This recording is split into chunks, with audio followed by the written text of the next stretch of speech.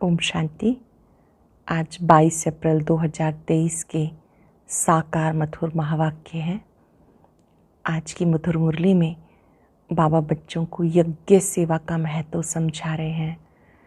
बाबा बच्चों का दैवी मैनर से श्रृंगार करते हैं, दैवी गुणों से सजाते हैं। बच्चों का फ़र्ज़ है उस स्नेह का रिटर्न देना। बाबा जो बच्चों की सेवा करते हैं तो बच्चों का भी फ़र्ज़ है यज्ञ सेवा अथक होकर करना। ऐसे जो बच्चे सर्विसेबल हैं उनको देख देख बाबा हर्षित होते हैं। आप बच्चों में ऐसे दैवी मैनर्स हों जो दूर से सबको लगे ये तो जैसे देवता हैं। संगम युग पर ही हम दैवी मैनर्स धारण करते हैं। बहुत सुंदर बात बाबा ने समझाई कि जिन बच्चों को ये बात याद रहती है कि गॉड फादर स्वयं पढ़ाते हैं, अगर इतनी सी बात भी याद रहे तो हंसते खेलते रहेंगे, गाते रहेंगे, बाबा का गुणगान करते रहेंगे। जैसे कहते हैं सतगुरु की महिमा अपरम अपार, प्रभु की लीला अपरम अपार। ऐसे ही जब सजाएं मिलती हैं तो सजाओं की दुर्दशा वो भी अपरमापार। बहुत सावधान किया बाबा ने, ऐसा कोई कर्म नहीं करना जिसकी सजा खानी पड़े, दंड भोगना पड़े। आप बच्चों को एक बाप की याद से सब पापों के बोझे उतार देने हैं। योग अग्नि से विकर्म विनाश होते हैं। सुनते हैं बाबा के मधुर बोल। बाबा कहते मीठे बच्चे अपना स्वभाव बहुत मीठा शांत बनाओ। बोल चाल ऐसा हो जो सब कहें ये तो जैसे देवता है। अपना स्वभाव बहुत ही मीठा शांत बनाओ। बोल चाल ऐसा हो जो सब कहें ये तो जैसे देवता है। क्वेश्चन है, तुम बच्चों को कौन सा सर्टिफिकेट संगम पर बाप से लेना है? तुम बच्चों को कौन सा सर्टिफिकेट संगम पर बाप से लेना है? अपने दैवी मैनर्स का सर्टिफिकेट बाप जो श्रृंगार कर रहे हैं, बच्चों की इतनी सेवा कर रहे हैं तो ज़रूर उसका रिटर्न देना है। बाप का मददगार बनना है। मददगार बच्चे वो हैं जिनका स्वभाव देवताई हो, ईश्वरीय सर्विस में कभी थके नहीं, यज्ञ सेवा से स्नेह हो। ऐसे बच्चों को बाप भी इजाफा देते हैं, खातरी करते हैं। ऐसे सर्विसेबल स्नेही बच्चों को देख देख बाबा हर्षित होते हैं। ऐसे सर्विसेबल स्नेही बच्चों को देख देख बाबा हर्षित होते हैं। गीता तुम्हारे बुलाने को जी चाहता है। ओम शांति। भक्तों प्रति भगवानुवाच। जबकि भक्त सम्मुख हैं, भक्त जानते हैं, भगवान बैठकर हमें ज्ञान के गीत सुनाते हैं, ज्ञान की डांस कराते हैं। अच्छा, इनसे फिर क्या होगा? कहते वो देवताओं माफिक सदा सुखी हर्षित रहेंगे। भगवान को ही बेहद का बाप व विश्व का रचयिता कहा जाता। वह है स्वर्ग का रचयिता। विश्व पहले पहले स्वर्ग है, फिर बाद में नरक बनती है। अब है नरक। मनुष्य भक्ति मार्ग में ढूंढते रहते हैं। भक्त भगवान को याद करते हैं। आत्मा समझती है बाबा हमारे लिए स्वर्ग की सौगात लाएंगे। वही रचयिता है। स्वर्ग का मालिक बनाने के लिए बाबा राजयोग सिखाते हैं। कहते बाप को विश्व के मालिक पने को याद करो। जब विश्व का रचयिता बुद्धि में आता है, समझा जाता है परम पिता परमात्मा नई विश्व रचते हैं। ये विश्व मनुष्य मात्र के रहने का स्थान है। बाप बेहद का मालिक है तो जरूर बेहद की घड़ी बड़ी दुनिया ही रचेंगे। बाप बेहद का मालिक है तो जरूर बेहद की बड़ी दुनिया रचेंगे। कोई छोटा घर तो तुम्हारे लिए नहीं बनाएंगे, वो तो लौकिक बाप बनाते रहते हैं। ये तो नया विश्व बनाते हैं। तुम बच्चों के लिए विश्व घर है, अर्थात पार्ट बजाने का स्थान है। तुम जानते हो हम भारतवासी हैं तो घर के हुए ना। अब भारतवासी अपने को हद के मालिक समझते, परंतु भारतवासी बेहद दुनिया के वासी थे। बाप बहुत अच्छी रीति समझाते, परंतु तुम बच्चे घड़ी घड़ी भूल जाते हो। बाबा सारी बातें अच्छी रीति समझाते, लेकिन तुम बच्चे घड़ी घड़ी भूल जाते हो, शुक्रिया भी नहीं मानते हो। बेहद का बाप आकर बेहद का विश्व अथवा घर बनाते हैं, वो है स्वर्ग। ऐसे नहीं बेहद का नरक रचने वाला बाप है, बाप तो आकर स्वर्ग रचते हैं और उस स्वर्ग का फिर बच्चों को मालिक बनाते हैं। गोया नई दुनिया, नए विश्व के मालिक तुमको बनाते हैं। इस विश्व के मालिक लक्ष्मी नारायण भारत में थे। उस समय और कोई धर्म नहीं था, सिर्फ भारत ही था। बाबा कितना अच्छी रीति समझाते, परंतु बच्चों को वो नशा नहीं चढ़ता। बच्चे हद के नशे में रहते, आत्मा को नशा रहता है। आत्मा का शरीर बड़ा होता तो उन ऑर्गन्स से सब वर्णन कर सकते हैं। छोटा बच्चा तो नहीं कहेगा कि मैं विश्व का मालिक हूँ या फलाना हूँ। बालिक अवस्था में आने से समझते हैं हम मालिक हैं। तुम कोई छोटे बच्चे तो नहीं हो, तुम बड़े हो। बाप ने भी बुजुर्ग शरीर लिया है, समझते हैं बाप विश्व का रचयिता है, मालिक नहीं बनते हैं। बाबा स्वर्ग रचते हैं, स्वयं उसके मालिक नहीं बनते हैं। अक्षर कहने में भी कहाँ कहाँ भूल हो जाती है। बाप है विश्व का रचयिता, कहते हैं मैं विश्व की राजाई नहीं करता हूँ, सारी सृष्टि का रचयिता। मैं एक अक्षर रिफाइन कर समझाना पड़ता है, एक एक अक्षर रिफाइन करके समझाना होता। बाप विश्व का रचयिता डायरेक्ट समझा रहे हैं, हम तुम्हें विश्व का मालिक बनाने आए हैं। ऐसे नहीं कि सिर्फ भारत का मालिक बनाने आया हूँ। इस समय जो भारत के मालिक हैं उन्हें वो सुख थोड़े ही है, अभी सब कब्र दाखिल होने हैं। इसे कहा जाता कयामत का समय। विश्व का रचता जरूर गॉड को कहा जाएगा, वही न्यू वर्ल्ड का क्रिएटर है। न्यू वर्ल्ड को स्वर्ग, पुरानी वर्ल्ड को नर्क कहेंगे। तुम बच्चों में भी नंबरवार समझते हैं, जिनमें ज्ञान कम है उन्हें इतनी खुशी नहीं रहती है। जिन्होंने ज्ञान को अच्छे से समझा है उन्हें बहुत खुशी रहती है। जिन्होंने ज्ञान को नहीं समझा उन्हें इतनी खुशी नहीं रहती। माया खुशी में रहने नहीं देती। बच्चे देह अभिमानी होते नहीं, देह अभिमान आने से फिर सब विकार सामना करते हैं। तुम बच्चे जानते हो हम आत्माओं का बाप वो है। भक्त सब बुलाते हैं, आकर हमें कुछ सुनाओ। लिखा हुआ है, भगवान वाच मैं आया हूँ तुम्हें स्वर्ग का मालिक बनाने, तुम्हें लायक बनाता हूँ, तुम्हें सारे विश्व की हिस्ट्री ज्योग्राफी सुनाता हूँ। इस बेहद के ड्रामा में कौन कौन मुख्य एक्टर हैं, तुम्हारी बुद्धि चली जाती बेहद में। ड्रामा में मूल वतन, सूक्ष्म वतन, स्थूल वतन सब आ जाता है।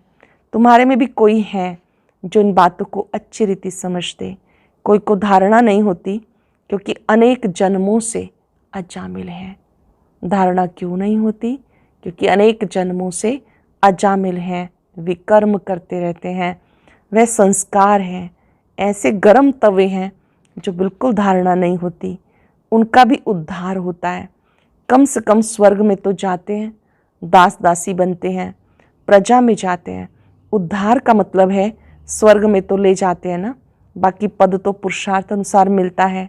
यदि धारणा नहीं करते तो स्वर्ग में तो जाएंगे, परंतु दास दासी का पद मिलेगा। बच्चों को कितना भी समझाते हैं, परंतु जैसे गर्म तवे पे पानी, तो समझा जाता है उस वासना वाले हैं, संस्कार वाले हैं। वैसे ही संस्कार वाले हैं। सन्यासी भी संस्कार ले जाते हैं ना, जन्म लेंगे फिर सन्यास करने का ख्याल होगा। ये बातें भी यहाँ समझाई जाती। सतयुग में विकार की कोई बात नहीं, वहाँ जन्म जन्मांतर निर्विकारी बने के संस्कार रहते हैं, माया ही नहीं। यहाँ तो बच्चों को सुधारने की बहुत कोशिश करते हैं। कोई तो बिल्कुल मैले कपड़े हैं, थोड़ी सोटी लगाई जाती एकदम फट पड़ते। धोबी भी कपड़े की संभाल करते हैं, परंतु कोई सड़ा हुआ कपड़ा होता तो फट पड़ता, फिर आश्रवत भागंती हो जाते। बाप कितनी मेहनत करते हैं, राजयोग सिखाते हैं। वही रहम दिल है जो सब पर रहम करते हैं। बाबा रहम दिल है, माया बेरहम है। माया ने सत्यानाश कर दिया, इसलिए कहते मैं कल्प कल्प कल्प के संगम पर आता हूँ। पतित पावन पतितों को वापस ले जाने के लिए आते हैं। पतित आत्माओं को पावन बनाते हैं, फिर ले जाते हैं। त्रेता में कोई पतित थोड़ा ही है जो त्रेता में आके पावन बनाऊं। भगवान तो है सत्य, वो सत्य सुनाते हैं। तुम बच्चे अब जानते हो, बरोबर विश्व का रचयिता शिव बाबा ब्रह्मा तन से हमें विश्व का मालिक बनाने का पुरुषार्थ कराते हैं। बाबा कहते अगर हमारी मेहनत व्यर्थ गवाएंगे, अपनी चलन से बहुतों को धोखा देंगे तो पद भ्रष्ट हो जाएगा। कहेंगे इनसे तो भूत निकला ही नहीं। बच्चों की चलन ऐसी होनी चाहिए जो सब समझें ये तो जैसे देवता हैं। बच्चों की चलन ऐसी होनी चाहिए जो सब समझें तो जैसे देवता हैं। देवताएं नामी ग्रामी हैं। कहते इनका स्वभाव एकदम देवताई है। तो बाकी का अंडरस्टूड आसुरी हुआ ना। कई बच्चे बड़े फर्स्ट क्लास देवताई गुणवान हैं, बिल्कुल मीठे शांत स्वभाव के हैं। तो ऐसे बच्चों को देखकर बाबा बहुत खुश होते हैं। कई बच्चों का स्वभाव देवताई है, बाबा उन बच्चों को देखकर बहुत खुश होते हैं। ऐसे बच्चों को बाबा देखकर बहुत खुश होते हैं। बच्चे समझते बाप हम बच्चों के लिए मकान बनवा रहे हैं तो हमें भी सेवा करनी चाहिए। ऐसे बच्चे बहुत दिल पर चढ़ते हैं। जो बिगर कहने से काम करे वो देवता, जो बिना कहे करे वो देवता, जो कहने से करे वो मनुष्य, कहने से भी ना करे तो मनुष्य से भी बदतर हुआ। बाबा भी कहते बच्चे अगर योग में नहीं रहेंगे तो माया की धूल में खत्म हो जाएंगे। योग में नहीं रहेंगे तो बहुत बड़ा नुकसान है, माया की धूल में खत्म हो जाएंगे। बाबा बार बार समझाते श्रीमत पे चलते रहो, आसुरिक कर्तव्य नहीं करो, बोलना चलना बड़ा मीठा रखना है। देवताएं कितने मीठे स्वभाव के हैं। भारत में राज्य करते थे, यथा राजा रानी तथा प्रजा दैवी स्वभाव के थे। बाबा आते हैं स्वर्ग का मालिक बनाने, तो बाबा के साथ मददगार बनना चाहिए। सर्विस में आप ही काम में लग जाना चाहिए। ऐसे नहीं मैं थक गया हूँ या फुर्सत नहीं है, समय पर सब काम करने में कल्याण है। यज्ञ सर्विस का इजाफा शिव बाबा देते हैं। ये बाबा करके बाहर से थोड़ी खातरी करेंगे, दिल लेंगे। वह बाबा है बेहद की दिल लेने वाला, ये है हद की दिल लेने वाला। बच्चों की दैवी चलन देखते हैं तो कुर्बान जाते हैं। बेहद का बाबा शिव बाबा है। बच्चों की दैवी चलन देखते हैं तो कुर्बान जाते हैं। बिगर कहे जो बच्चे सर्विस में तत्पर रहते हैं उन्हें कहा जाता देवता। देवताओं को कुछ कहने की दरकार नहीं रहती, वहाँ आसुरी स्वभाव होता नहीं। यहाँ कई बच्चे मात पिता की मत पर नहीं चलते तो वो अपना ही नुकसान करते हैं। बाप कहते मैं परम धाम से आता हूँ बच्चों की सेवा में, मेरी मत पर ना चल, कितनों को दुख देते हैं। कल्प पहले भी ऐसा हुआ था, अमृत पीते पीते पतित बन जाते। एक कहानी भी है, लक्ष्मी ने अमृत पिलाया तो भी असुर बन गए। कभी भी किसी को दुख देने का प्रयत्न नहीं करना, नहीं तो सारा राजभाग गवाकर डंडे खाने लायक बन पड़ते। बाबा ने समझाया मैं धर्मराज हूँ। इनडायरेक्ट कुछ करते थे तो हद की अल्पकाल की सजा भोगते थे। अब डायरेक्ट आकर फिर भी बाबा की मेहनत बर्बाद करते हो तो बहुत सजा खानी पड़ेगी। हम तुम्हें बार बार समझाते हैं, मैं तुम्हें देवता बनाता हूँ, माया तुम्हें असुर बनाती है। बाबा बार बार कहते दैवी गुण धारण करो। माया भी बहुत ज़बरदस्त है।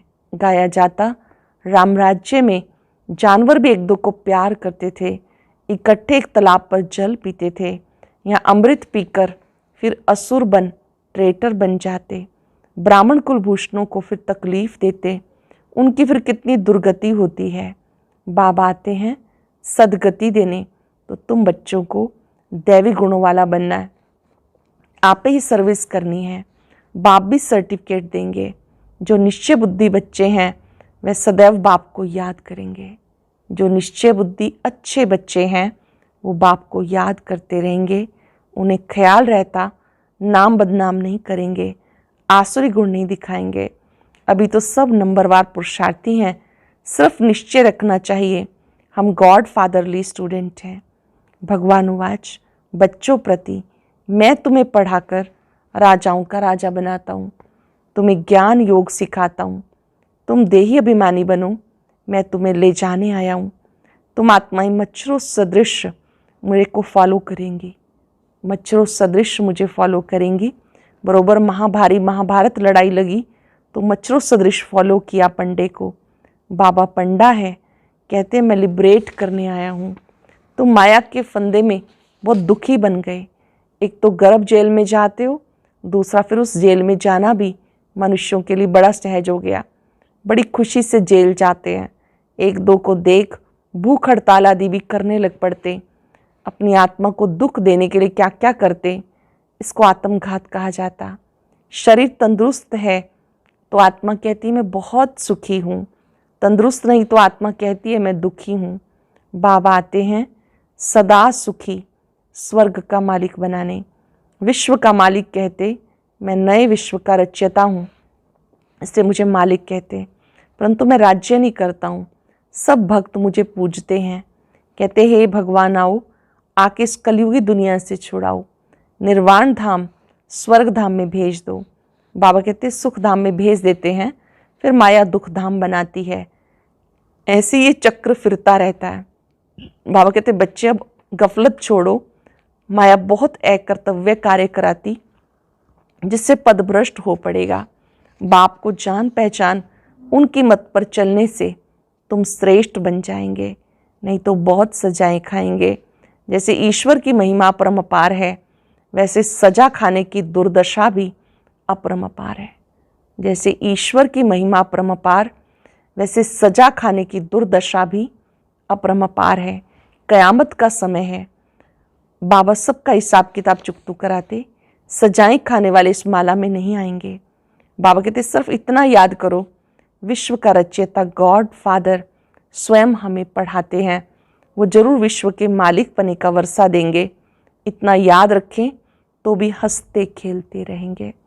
अच्छा, मीठे मीठे सिक्के हृदय बच्चों प्रति माता पिता बाप दादा का याद प्यार गुड मॉर्निंग। रूहानी बाप की रूहानी बच्चों को नमस्ते। रूहानी बच्चों की रूहानी बाप दादा को याद प्यार नमस्ते गुड मॉर्निंग। शुक्रिया बाबा, शुक्रिया। धारणा के लिए सार, पहली पॉइंट है अपना बोलचाल बहुत मीठा रखना है, कोई आसुरी कर्तव्य नहीं करना, दैवी मैनर्स धारण करने हैं। बाबा के सर्विस में बिगर कहे मददगार बनना है। बाबा की मेहनत का रिटर्न अवश्य देना है, गफलत नहीं करनी। अटेंशन से सुनेंगे। अपना बोलचाल बहुत मीठा रखना है, कोई आसुरी कर्तव्य नहीं करना, दैवी मैनर्स धारण करने हैं। बाप की सर्विस में बिगर कहे मददगार बनना है। बाप की मेहनत का रिटर्न अवश्य देना है, गफलत नहीं करनी। वरदान है बुद्धि रूपी विमान द्वारा सेकंड में तीनों लोकों का सैर करने वाले सहज योगी भव। बुद्धि रूपी विमान द्वारा सेकंड में तीनों लोकों का सैर करने वाले सहज योगी भव। बाप दादा बच्चों को निमंत्रण देते हैं, बच्चे संकल्प का स्विच ऑन करो, वतन में पहुंचकर सूर्य की किरणें लो, चंद्रमा की चांदनी भी लो, पिकनिक भी करो, खेल कूद भी करो। इसके लिए सिर्फ बुद्धि रूपी विमान में डबल रिफाइंड पेट्रोल की आवश्यकता है। डबल रिफाइन अर्थात एक निराकारी निश्चय का नशा कि मैं आत्मा हूँ, बाप का बच्चा हूँ। दूसरा साकार रूप में सर्व संबंधों का नशा। ये नशा और खुशी सहज योगी बना देगी, तीनों लोकों का सैर भी करते रहेंगे। बहुत ही विशेष वरदान है, एकाग्र होकर सुनेंगे। बाप दादा बच्चों को निमंत्रण देते हैं, बच्चे संकल्प का स्विच ऑन करो, वतन में पहुंचकर सूर्य की किरणें लो, चंद्रमा की चांदनी भी लो, पिकनिक भी करो, खेल कूद भी करो। इसके लिए सिर्फ बुद्धि रूपी विमान में डबल रिफाइंड पेट्रोल की आवश्यकता है। डबल रिफाइन अर्थात एक निराकारी निश्चय का नशा कि मैं आत्मा हूँ, बाप का बच्चा हूँ। दूसरा साकार रूप में सर्व संबंध का नशा। ये नशा और खुशी सहज योगी बना देगी और तीनों लोकों का सैर भी करते रहेंगे। स्लोगन है श्रेष्ठ कर्म का ज्ञान ही श्रेष्ठ भाग्य की लकीर खींचने की कलम है। श्रेष्ठ कर्म का ज्ञान ही श्रेष्ठ भाग्य की लकीर खींचने का कलम है। आज हम याद करेंगे, मैं सहज योगी आत्मा हूँ। बाबा ने मुझे इतना सहज योग सिखाया है, 1 सेकंड में मूल वतन, 1 सेकंड में सूक्ष्म वतन, फरिश्ता ड्रेस पहनकर 1 सेकंड में साकार लोक में ब्राह्मण आत्मा। ये बुद्धि रूपी विमान संगम पर विशेष सौगात है। इस बुद्धि रूपी विमान से निराकारी, आकारी और साकारी लोक का सैर करेंगे। ये एक्सरसाइज आत्मा को पावरफुल बनाती है। निराकारी दुनिया में निराकार बाबा के पास बैठे,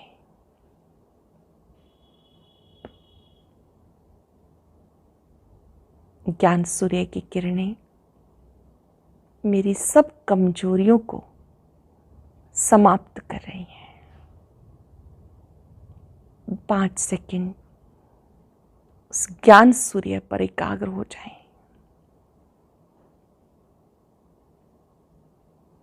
इन किरणों में वो ताकत है जिससे किचड़ा सब समाप्त हो जाता है।